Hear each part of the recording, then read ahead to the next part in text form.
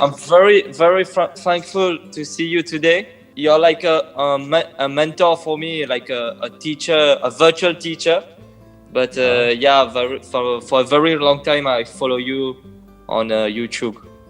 So good to know that. What do you do when you're based out of? I'm in Paris right now, and I'm doing cultural mediation in master. Do you understand Hindi and are you fluent in speaking in Hindi? I can speak Hindi a little, थोड़ा सा बोलता हूँ, लेकिन मैं समझता हूँ Hindi. So let's talk in English. That's okay.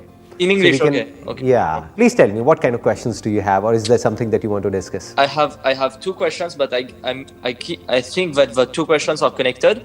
My question is the first one is about sometimes we feel an emptiness in ourselves, and we try to do things like for me, I must do things to fill that emptiness, and sometimes when I don't do anything, this emptiness, it doesn't get filled. So every time there's this how to fill this void.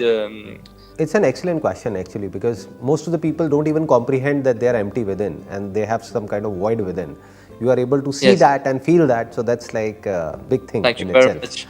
The problem is that we are disconnected from the entire universe, from people around us.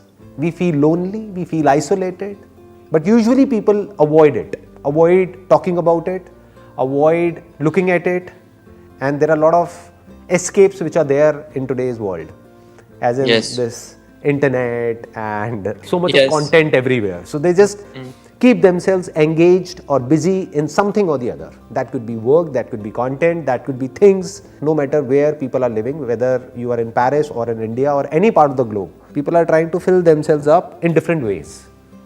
Yes. But nobody is successful. It's like a pit without the bottom. That something is falling, but it's falling endlessly. Whatever you put in that pit, it's still empty. That's the harsh reality of life. So now comes the question, is there a way to get out of it? Yes, there is a way.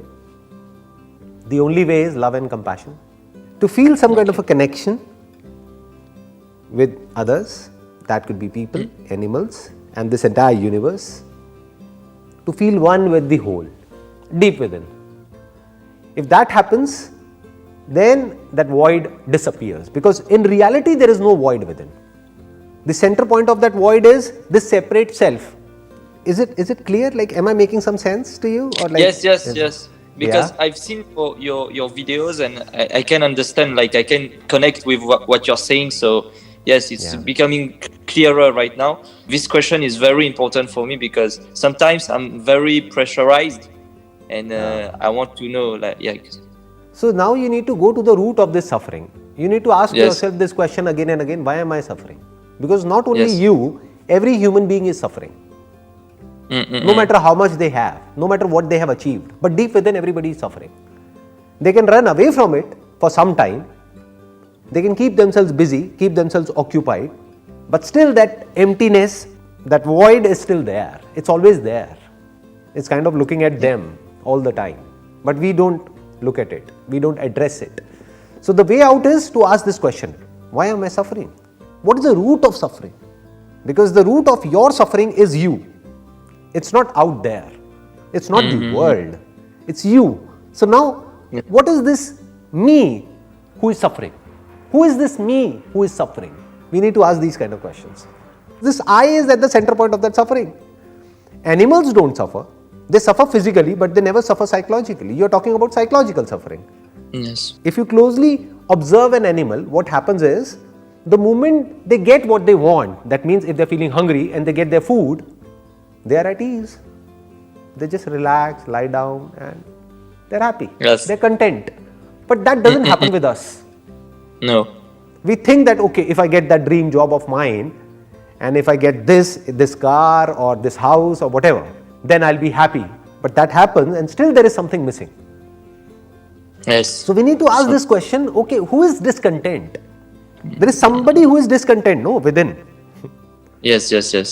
In these humans, and that is there only in humans, not in animals. Yes. Right? Yes. Is it because animals are connected with this universe, with the nature, and we are disconnected?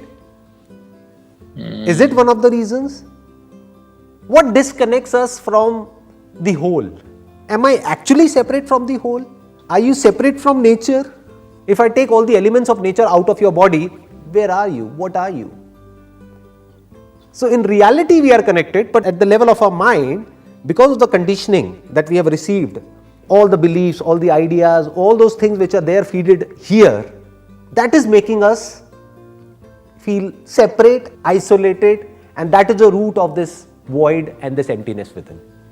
And once you are free from the self, and what is the self? It's a bundle of memories, bundle of thoughts, bundle of ideas, bundle of beliefs which are there here stored in the brain.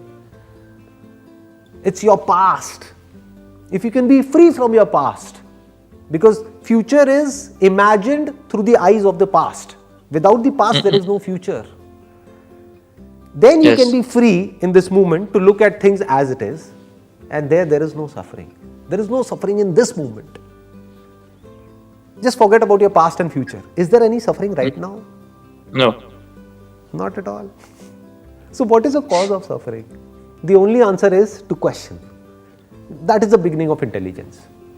To question the root of suffering. Not just your suffering, but human suffering.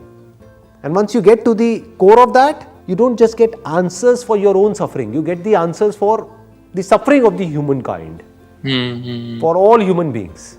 You just answered like the first question and the second one. I guess it was connected because I don't have to react to this human suffering. I have to observe, right? And I don't have to do anything. I just have to question. Doing is not the answer. No matter what you do, where you go, any kind of exercises or rituals or this and that will not solve the problem. This problem is caused by thought. So you need to question the very center point of thought. At the center of which there is this me, I, that is the root of suffering. For example, thought of this door behind you, that is not suffering. Thought of your shirt, your t-shirt, your specs, your hair, that is not suffering. But it's my hair, that is the beginning of suffering. Thought is not suffering, thought is good.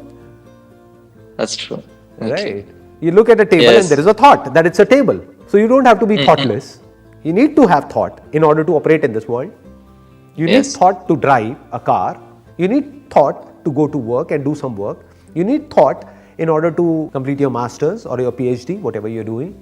You need thought. So thought is not suffering. But thought related to me, that is the beginning of suffering. And how can we be free from it? Not by doing something. By questioning. But by questioning this very I. Then once you reach that center point, you don't see that I anywhere. You don't see a real separation. You don't find that I. And that is the beginning of love. Love means to connect, to be one with the whole. Then there is a sense of gratitude within. And out of that gratitude comes this feeling of happiness or bliss or satisfaction. And now that void is not there anywhere. Because I am not separate from the whole. I am the whole. This whole universe is in me. It's not me versus the universe. That's how most people operate. Yes. Me versus the world. Right.